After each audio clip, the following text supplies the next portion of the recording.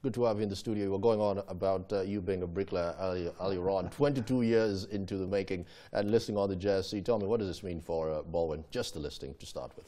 Good afternoon. Yes, thank you very much. Yeah, we've been doing this business for 22 years. We've worked hard. It's been most of my life as a CEO of Balwin.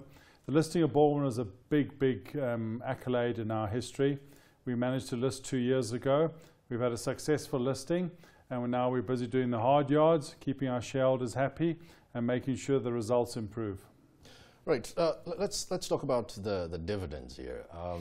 With the results that we're actually looking at right now, this is quite stellar stuff. What dividend are we looking at to start with, and how do you arrive at this? We're looking at our normal dividend that we pay as we've been paying in the past. You know, last year's results were not quite as good as the previous year. However, we had a lot of delays, but we're still going to pay a dividend out. I think we're paying our dividend out next month. So we're continuing with our dividend policy. We're looking at earnings per share here up going down close to 26%. What actually does drive? Is there a correlation between access to credit, at least to the private sector, and the performance of the housing space? No, in our particular instance, Arnold, the earnings that were lower than last year were a direct result of 5 projects that were delayed. We've got through that now. They're all on track.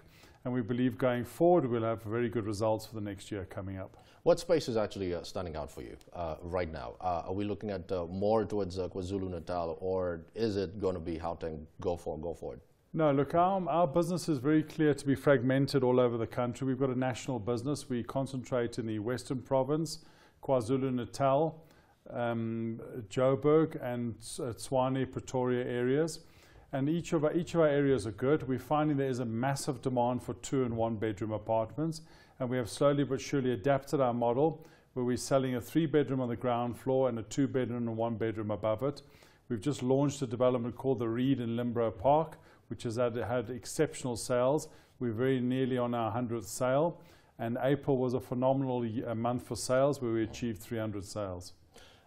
Something that's very fascinating here, your ability maybe to morph and move with the times. And you were going on earlier on about being in the business for 22 years. Back 22 years ago, you didn't have to worry about the internet, at least in your structures. And right now, you're actually infusing fiber into many of your homes. What's the cost of this?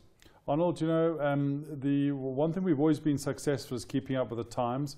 We have developed a whole new division called annuity income. Very important part of our business. The Balwin fiber we found a problem in the market that the service providers out there didn't necessarily adapt to the client's needs. We've got Balwin fiber, a bunch of young guys running it, highly successful. We're plugging it in. As a client moves in, they can hook up immediately to the fiber, and this is what our clients are demanding. We've also done Balwin Solar. We've partnered up with Solar Africa, phenomenal company in solar. We believe they're the best in solar in South Africa, and that makes our apartments more energy efficient, which is very good for our customers.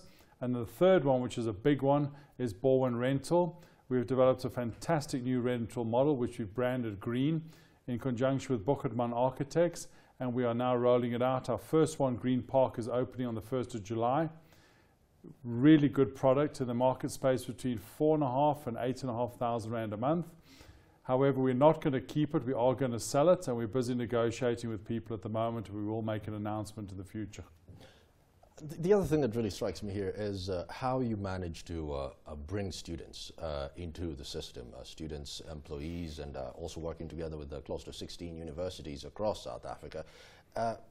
If we were to put this in perspective, what is the end result here? Do you ultimately actually give them a piece of the pie? Is it part of the BEE program? What is the end result here? No, Arnold, I'm very pleased you mentioned this part. This is the Balwin Foundation. I believe this is the legacy that I'm going to be known for.